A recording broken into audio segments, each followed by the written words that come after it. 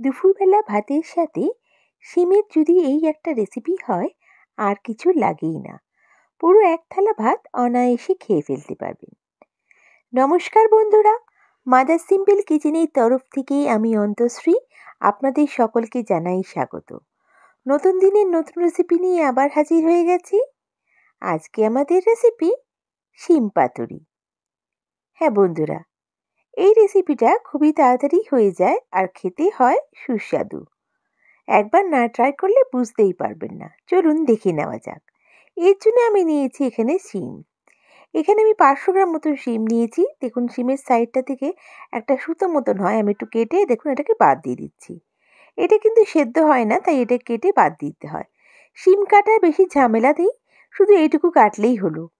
আর এখানে বেশ একটু মাঝারি সাইজের শিম আছে, তাই জন্য আমি এটা গোটা গোটা রেখেই করব। শিম পাতুরি কিন্তু এইভাবে গোটা গোটা রেখে করলে খুব ভালো লাগে। তবে আপনাদের শিম যদি একটু বড় হয় বা আপনারা যদি মনে করেন 2 পিস করে কাটবেন, তাহলে কাটতে পারেন। দেখুন একইভাবে আমি সব কটা শিমকে কিন্তু কেটে পরিষ্কার করে নিয়েছি। পাশের সুতোগুলো কেটে বাদ দিয়ে দিয়েছি। এবার আমি প্রসেসিংয়ে চলে যাচ্ছি। কড়াইতে পরিমাণ মতন সর্ষের তেল দিয়ে এবার আমি শিমগুলো ফোড়ন দিচ্ছি। এখানে আমি 1 চামচ কালো জিরে দিচ্ছি, একটা কাঁচা লঙ্কা দিচ্ছি। কাঁচা লঙ্কাটা আপনারা বাড়াতে বা কমাতে পারেন। এখানে যখন বেশ আমি 20 সেকেন্ডের মতন ভাজবো, যখন সুন্দর একটা ঘ্রাণ আসবে তখন আমি শিমগুলোকে এখানে দিয়ে দেব। দেখুন আমি এখানে সব শিমগুলো দিয়ে দিচ্ছি। শিমগুলো কিন্তু একটু ভাজা ভাজা হবে তেলে। দেখুন সুন্দর একটা গন্ধ আসছে, আমি এখানে দিয়ে দিলাম শিমগুলো। সব কটা শিমই আমি দিয়ে দিচ্ছি, দিয়ে আমি নাড়িয়ে চাড়িয়ে কিন্তু ভালো করে ভেজে নেব। এই রেসিপিটা খুব একটা কষ্টকর রেসিপি না, একদম সহজে হয়ে যায়, ইজিলি হয়ে যায়, কিন্তু খেতে এত অসাধারণ হয় কি বলবো বন্ধুরা। একবার নিশ্চয়ই ট্রাই করে দেখবেন, রেসিপিটা খুবই ভালো লাগবে। এবার আমি স্বাদ অনুযায়ী লবণ দিচ্ছি, আর এখানে আমি 2 চামচ মতন হলুদের গুঁড়ো দিচ্ছি, দিয়ে ভালো করে একটু নাড়িয়ে চাড়িয়ে নিচ্ছি। এখানে কোনো লঙ্কার গুঁড়ো আমি ব্যবহার করিনি, এটা কিন্তু কাঁচা লঙ্কার স্বাদেই হবে। আর আমি এখানে যেটা পেস্ট বানাবো সেটাও কাঁচা লঙ্কা দিয়ে করছি, তাই জন্য লঙ্কা গুঁড়ো দেওয়ার দরকার নেই, তাহলে কালারটাও কিন্তু পাল্টে যাবে আর ভালো লাগবে না। এবার এখানে একটা মশলা করে নিচ্ছি যতক্ষণ শিমটা ভাজা হচ্ছে। আমি এখানে 2 চামচ মতন সর্ষে দিচ্ছি, সর্ষের দানা, 1 চামচ পোস্ত দিচ্ছি, আর এখানে আমি দিচ্ছি 2 চামচ মতন নারকেলের গুঁড়ো, মানে ডেসিকেটেড কোকোনাট। এটা না থাকলে আপনারা নর্মাল নারকেল দিতে পারেন। আর এখানে আমি একটা কাঁচা লঙ্কা অ্যাড করছি, আপনারা চাইলে বেশি কাঁচা লঙ্কাও অ্যাড করতে পারেন। এবার এখানে একটু আমি লবণ অ্যাড করে দিলাম, আর আমি এখানে অ্যাড করে দিচ্ছি গরম জল। কিছুক্ষণ ভিজিয়ে রেখে আমাকে একদম স্মুথ পেস্ট একদম ব্লেন্ড করে নিতে হবে।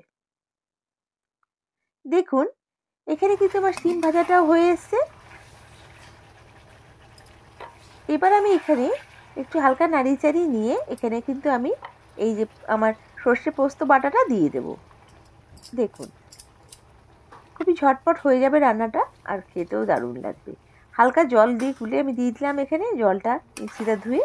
আর এখানে যেটা অ্যাড করবো সেটা হচ্ছে চিনি। যেহেতু সম্পূর্ণ নিরামিষ রান্না, এখানে একটু মিষ্টি দিলে ভালো লাগবে।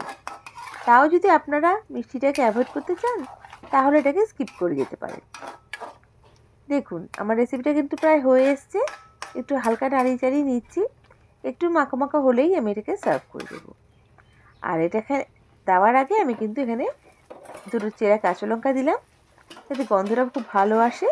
আর এখানে একটু 1 চামচ মতন সরষের তেল অ্যাড করে আমি কিন্তু সার্ভ করব। গরম ভাতের সঙ্গে যেন জাস্ট জমে যাবে। 1 থালা ভাত অনায়াসে আপনারা খেয়ে নিতে পারবেন শুধু এই রেসিপিটা দিয়ে। এবার আমি এটা সার্ভ করে দিচ্ছি। বন্ধুরা, আমার রেসিপিটা যদি ভালো লেগে থাকে তাহলে লাইক করে সাবস্ক্রাইব করে আমার পাশে থেকে যাবেন। আর যদি আমার রেসিপিটা ফেসবুক থেকে দেখে থাকেন তাহলে আমার পেজটাকে লাইক করে ফলো করে দেবেন প্লিজ। আর এই রেসিপিটা কেমন লাগলো আমায় কমেন্ট করে নিশ্চয়ই জানাবেন। আপনাদের এক একটা লাইক কমেন্ট আমাকে মোটিভেট করে নতুন নতুন রেসিপি নিয়ে আসার জন্য। নেক্সট রেসিপি নিয়ে আবার হাজির হয়ে যাব। সবাই ভালো থাকবেন, সুস্থ থাকবেন। বাই। Thank you.